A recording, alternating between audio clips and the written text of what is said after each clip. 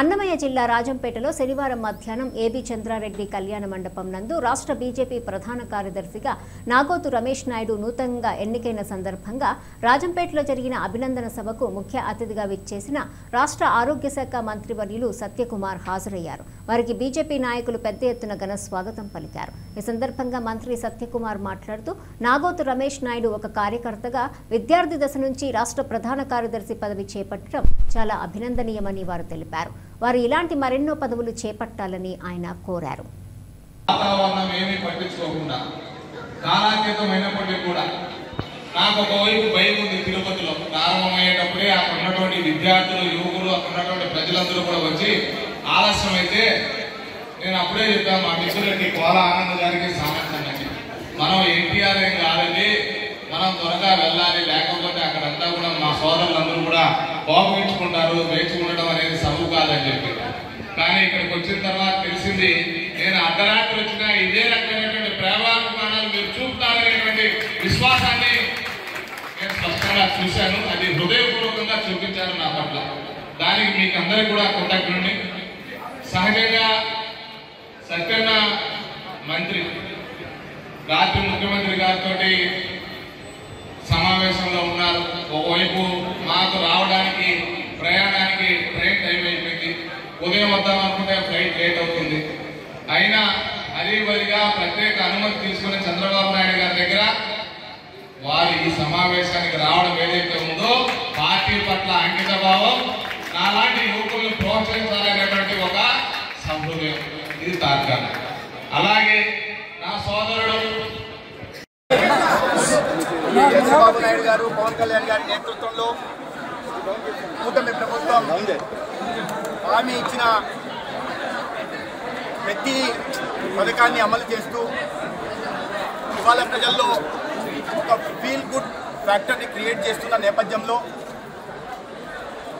సంవత్సరాల పాటు తీసుకోకుండా ఇచ్చిన హామీని ఒక సంవత్సరంలోనే అన్ని హామీల్ని అమలు చేయడమే కాకుండా ఇవాళ యూనివర్సల్ హెల్త్ స్కీమ్ కింద ఈ రాష్ట్రంలోని 1,43,00,000 మంది బీపీఎల్ కార్డు హోల్డర్సు, అదేవిధంగా 20 లక్షల మంది ఏపీఎల్ కార్డు హోల్డర్సు, అదేవిధంగా జర్నలిస్టులకు కూడా 2.5 లక్షల నుంచి ఇన్సూరెన్స్ గాను, అదేవిధంగా పేదలకి 1,43,00,000 కుటుంబాలకి కలిసి మొత్తం రాష్ట్రంలోని 5,02,00,000 మందికి ఈ ఎన్టీఆర్ వైద్య సేవ ట్రస్ట్, గతంలో ఆరోగ్యశ్రీ అనేవారు, దీని ద్వారా హైబ్రిడ్ మోడ్లో ఇన్సూరెన్స్, ప్రధానమంత్రి జన ఆరోగ్య యోజన, అదేవిధంగా ఎన్టీఆర్ వైద్య సేవ లాగా అతి ఖరీదైన వైద్యాన్ని 25 లక్షల వరకు అందించాలని కూటమి ప్రభుత్వం నిర్ణయించడం, దానికి కేబినెట్ ఆమోదం కలగడం, ఇటువంటి పథకం మన రాష్ట్రంలో గతంలో ఏనాడు లేదు, దేశంలో కూడా ఏ రాష్ట్రంలో కూడా అమలు చేయని నేపథ్యంలో ప్రజల్లో ఈ కూటమి ప్రభుత్వం పట్ల మరింత విశ్వాసం పెరుగుతుంది, నాయకత్వానికి ఆదరణ పెరుగుతుంది.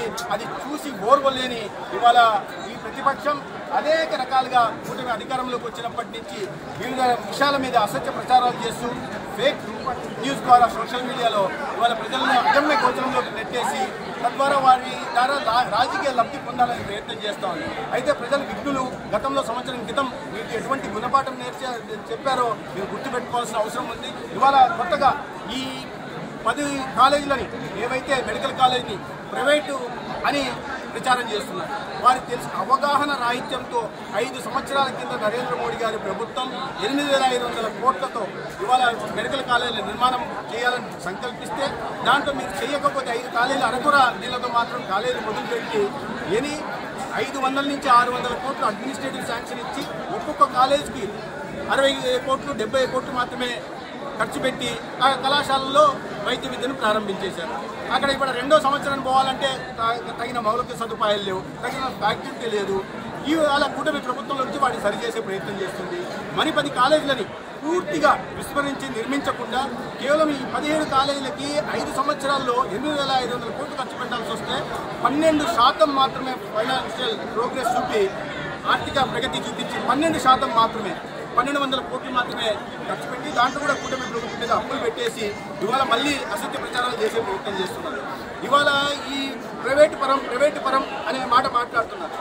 ఇవాళ ఆ కాలేజీల మీద అవగాహన తీసుకోవాలి, దాంట్లో తెలుసుకోవాల్సిన అవసరం ఉంది. ఇది ఫైనాన్స్, బిల్డ్, ఆపరేట్, ట్రాన్స్ఫర్ పేరుతో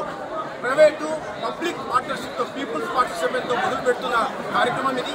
దీంట్లో ప్రైవేటు సంస్థలు పెట్టుబడి పెట్టడం, దాని నిర్మాణం పూర్తి చేయడం 33 సంవత్సరాలు మాత్రమే లీజ్ పీరియడ్ ఉంటుంది.